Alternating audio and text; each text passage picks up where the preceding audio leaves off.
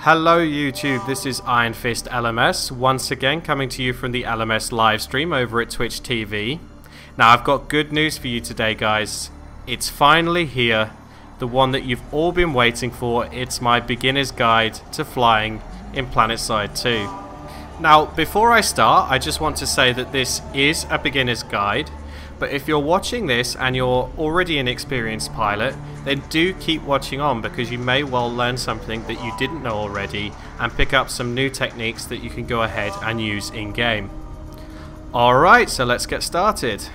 Now the first thing I want to talk about today is something pretty personal, and that is mouse sensitivity as well as vehicle sensitivity in game. What a lot of people do is they crank this up to the absolute maximum. They flick over their mouse's DPI to the maximum and they turn it right up in game. And this is exactly what you don't want to do. Remember that when you're flying in PS2, you still need to be able to aim your crosshair to actually hit anything. So my recommendation to you guys is keep your mouse DPI and your vehicle sensitivity to a level that you're comfortable aiming with. Don't just go and crank it up because you think it's going to help you with a massive maneuver or something like that. Keep it at a level that you can normally aim with and work around that in game. Now the next thing that I want to talk about is a pretty simple thing, but you'd be really surprised about how many pilots in game don't actually know about it, and that is what I like to call flying with the spacebar. Now what flying with the spacebar basically means is that while you're flying along holding the W key, you slightly point your nose of the aircraft down towards the ground and you press the elevate key, which by default is spacebar. Now what this basically does is it massively increases the maximum in speed of your aircraft, as well as making any maneuvers that you do a whole bunch easier. So to summarize that very simply, always fly with your spacebar unless there is a very good reason not to. Now the third thing that I'm going to talk about is what I'm demonstrating right here in the clip, and that is learning to fly in the third person camera. This is one of the biggest things you can do to improve the handling and overall flying of your aircraft, and that accounts for all three empires, TR, BS and NC. Learning to confidently fly in third-person camera is going to improve your gameplay tenfold, simply because you get a much clearer field of view, you get a massive depth of vision, you can see what's going on around you, you can see the terrain around you, and it makes it a whole bunch easier to track enemy aircraft that are trying to either evade you or get behind you. You can really keep your eye on them and keep them in your sights. Now there is no miracle way to learn how to fly in the third person camera. All I can say to you is practice, practice, practice.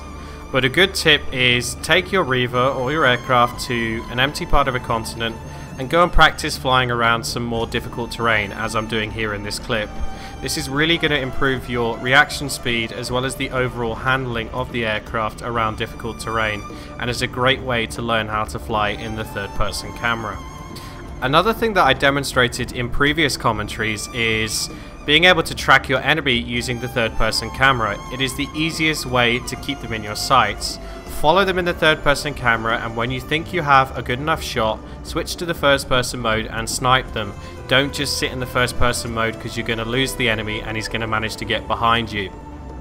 What I'm going to talk to you about now is learning to do what I like to call the banking turn.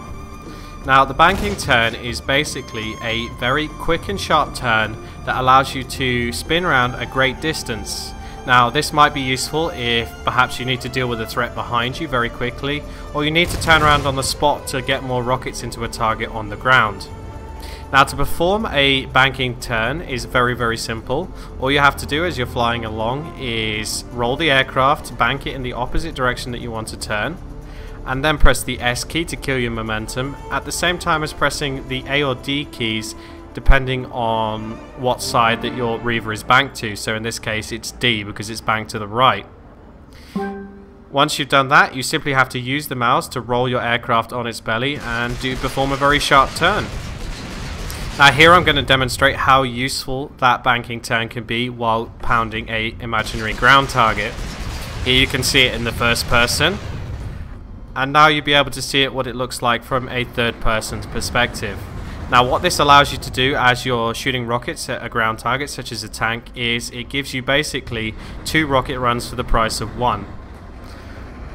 Now as you do the banking turn while shooting rockets, you want to try and aim to complete the turn at the end of your rocket reload. Now the final thing that I'm going to talk about is actually something that I'm going to cover in future more advanced videos. This is the reverse maneuver.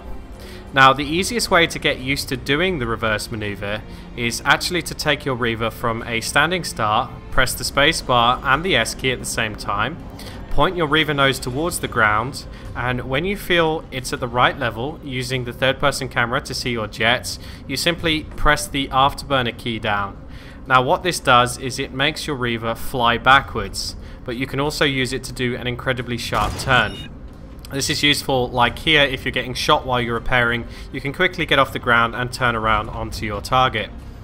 So that's all for today guys. Thank you all very much for watching and I hope this video was helpful to you. If it was, don't forget to give it a thumbs up and hit the subscribe button on my channel. I also welcome any comment, feedback or suggestions that people might have in order to help me produce better content in the future. So until next time guys, take it easy and have a good one.